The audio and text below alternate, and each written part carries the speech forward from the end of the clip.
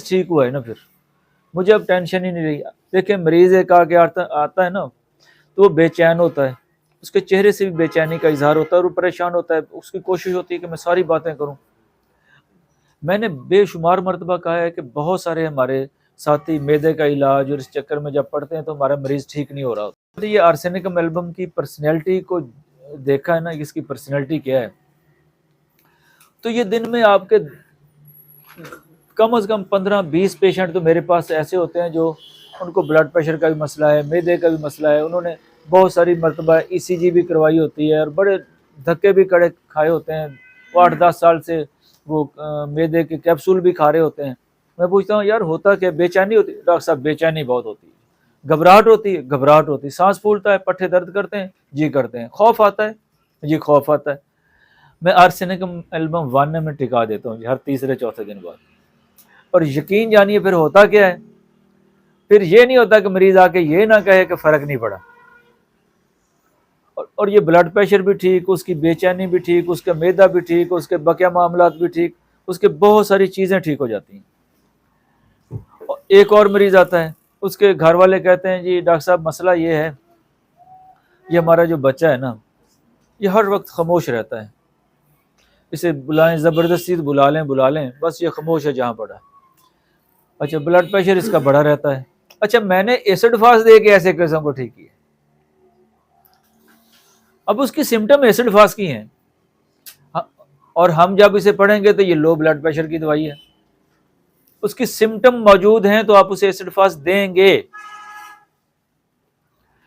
तीसरा, बहुत सारी खवातीन आएंगी, अच्छा जब वो आके बैठेंगे उनको सांस फूला हुआ होगा,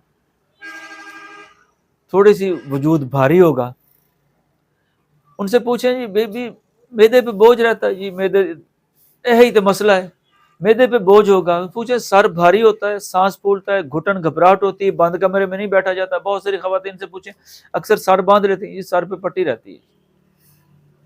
आप उनको पल्सटिला दे दें 200 की डेली एक डोज, मेड्रोनियम साथ लगा दें, तो ब्लड प्रेशर जो है ना मुस्तकिल बुनियादों पे ठीक होगा। 3 दवाइयां होगी ना, 1 में दे दें, 200 दे दें, कोई ये इशू नहीं है। अच्छा एक और मरीज आ गया जी, हाँ जी सर दर्द करता है, पूछें घबराहट होती है, गर्मी लगती है, प्यास लगती है, ये सवाल तो करने हैं ना मरीज से। गर्मी लगती है, प्यास लगती है, घबराहट होती है, धड़कन तेज हो जाती है, धूप में निकलने से सुइयां चुभती हैं। अब उनको राउल्फिया पैसिफ्लोरा क्यों देते, उसे नेटरम्योर दे दें, 1 दे दें, हर 3-4 रोज बाद एक डोज। मैं अक्सर ऐसे केसों में जहां ब्लड प्रेशर क्रेटेगस 30 में दे दें, सुबह दोपहर शाम। म्याजम साथ लगा दें, जिसको सफलीनम बनती है, जिसकी सुरैनम बनती है, जिसकी मेडो बनती है, वो साथ लगा दें, ये आपके बड़े सारे केस ठीक होंगे। और एक और मरीज है, वो कहता है जी दर्दें बड़ी हैं जी, थकन बहुत होती है, उससे पूछें सांस फूलता होगा, जी सांस फूलता है, दबाने को जी चाहता है, जी जिस्म दबाने को भी जी चाहता है, तो ये आर्निका से ठीक हो जाएगा ब्लड प्रेशर। आर्निका 200 की डेली एक डोज दे दें, साथ उसे मेड्रोनियम दे दें हफ्ते में एक खुराक, और क्रेटेगस दे दें 30 में। आसानी होगी ना जी। ये कितने हो गए जी, 4-5 दवाइयां हो गई। अच्छा ये रोजमर्रा के केस निकलने इसी में है। अच्छा गुर्दे मरीज के खराब हैं, केराटिनाइन बढ़ा हुआ है, तो यहाँ पिक्रिक एसिड दे दें 200 में, तो ये अक्सर ब्लड प्रेशर कंट्रोल कर लेती है, अक्सर ही इससे ब्लड प्रेशर कंट्रोल होता है। एक और मरीज है जी, उस मरीज को गैस की शिकायत है, नौजवान है, कहता है यूं ही खाता हूं पेट फूल जाता है, गुस्सा बड़ा आता है, लाइकोपोडियम की पर्सनैलिटी है, तो उसे लाइकोपोडियम देंगे तो उसके गैसेस भी ठीक हो जाएंगी, ब्लड प्रेशर भी ठीक हो जाएगा। पर्सनैलिटी पे चले जाएं, और उसका नतीजा क्या निकलेगा, मरीज मुस्तकिल बुनियादों पे उसका मसले हल होंगे। अर्जेंटम नेट्रिकम, मरीज बड़े बड़े डिकार लेगा, सर उसका भारी होगा, गुस्से वाला होगा, तो 200 की एक डोज डेली दे दें, ब्लड प्रेशर उसका ठीक हो जाएगा, बकिया मामलात भी ठीक हो जाएंगे। इसके अलावा और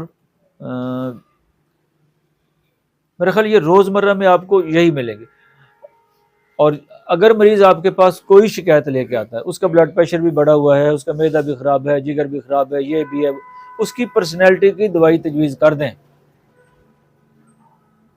जब उसकी पर्सनैलिटी की दवाई तजवीज़ होगी तो आपको अलहदा रोल्फिया, क्रेटेगस, ग्लोनाइन और पता नहीं वो साथ क्या, इसकी ज़रूरत नहीं पड़ेगी।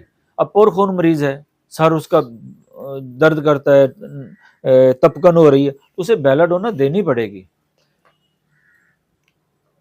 बेलाडोना देंगे आर्जी अफाका होगा, मरीज़ मुस्तकिल ठीक नहीं होगा, फिर आपको उसकी पर्सनैलिटी पे फिर जाना पड़ेगा। साथ आपको देनी पड़ेगी मेडो या जो भी उसकी एंटी मियाज़मेटिक, साथ बेलाडोना के केस अक्सर कलक्रिया कार्ब से ज़्यादातर मुस्तकिल ठीक होते हैं। तो ये चीज़ें सारी पेश नज़र हैं। अगर इन चीज़ों को हम पेश नज़र रखेंगे, उसका नतीजा ये निकलेगा कि हमें उलझन नहीं होगी, ब्लड प्रेशर हमारे गले नहीं पड़ेगा और हम मरीज़ को वक्ती की बजाय मुस्तकिल सुकून देने में कामयाब हो जाएंगे। अब काशिफ साहब कोई बात करना चाहें तो कर लें। नाक में खारिश, उसका नाम था रुंडो, रुंडो उसका नाम था।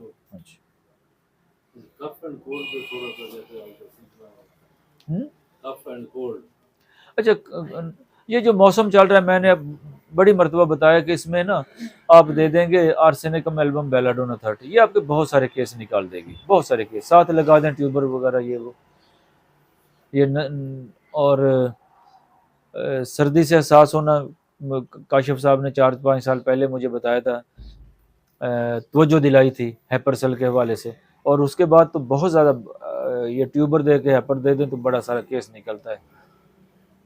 पहले भी मैं देता था, लेकिन काशिफ साहब की तवज्जो के बाद देखा वाकई बहुत सारे सवाल जवाब की बजाय मरीज़ सर्दी से एहसास है, ट्यूबर दे दें, हैपर दे दें, ये केस बहुत हद तक आसानी हो जाती है, लंबे चौड़े सवाल करने की ज़रूरत नहीं पड़ती, बहुत सारे केस निकलते हैं इसमें।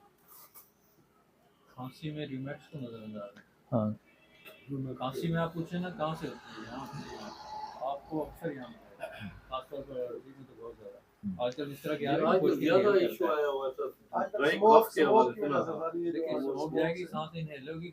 मरीज को गले से खांसी उठ रही है ना जी, आप चैलिडोनियम दे दें, 1 दिन में भी ठीक कर देती है मरीज को जी। और ये मिर्ज़ा ताहिर की किताब है ना, इलाज बिल मिसल, वहाँ से पढ़े ना, मैंने पहली मरतबा जब पढ़ी थी मैं बड़ा हैरान हुआ, उसने खांसी की बहुत बड़ी दवाई है चैलिडोनियम जी। और उसके बाद बड़ा मज़ा है, मेरी खांसी की अहम दवाइयों में एक दवाई चैलिडोनियम है, और ये रूमैक्स के साथ मैं अक्सर ये देता हूँ। ये एलर्जी पोथोस जहाँ फेल हो जाए वहाँ चैलिडोनियम काम करती है, डस्ट एलर्जी में जहाँ पोथोस काम नहीं कर रही वहाँ चैलिडोनियम काम करेगी।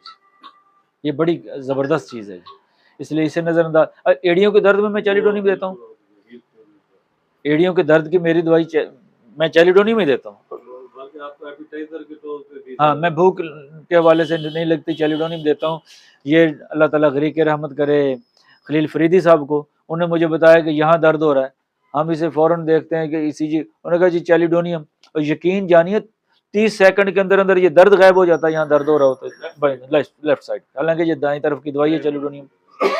और जब भी मेरा कोई मरीज ठीक होता है मुझे यकीन होता है कि इसका अजर उनकी कब्र पे जा रहा है, उनके लिए सदका जारी है। ये खलील फरीदी साहब ने, यहाँ का दर्द डॉक्टर साहब नहीं फेल होती चैलिडोनियम। मैदे में दर्द हो रहा है तो पीछे जा रहा है बराबर पीछे, ये तब भी चैलिडोनियम। मरीज फम मैदा में दर्द है तो उसके बिल्कुल पीछे दर्द जा रहा है, तब भी चैलिडोनियम। आर पार दर्द है तो, और ये चैलिडोनियम बड़ी काम की चीज है। ये खांसी गले तक है तो चैलिडोनियम, रूमैक्स, साथ बेसिलिनम वगैरह ट्यूबर ये लगा दें। और आजकल वैसे खांसी खुश्क जो आ रही है, ब्रायोनिया के अलामत अक्सर होती हैं यहाँ, इसे नज़रअंदाज नहीं करें। अमोनियम कार्ब है इसकी दवाई, इस स्मोक के मौसम की, इसे देख लें, कास्टिकम देख लें।